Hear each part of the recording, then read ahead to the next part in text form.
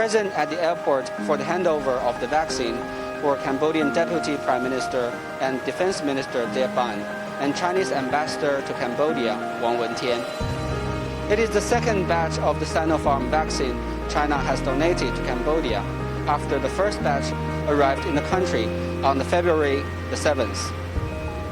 Cambodia launched an inoculation drive on February the 10th. So far, more than 400,000 people in priority groups had been vaccinated against the virus, according to a government report. Health Ministry said that Sinofarm vaccine is safe and effective with no any serious side effects in Cambodia.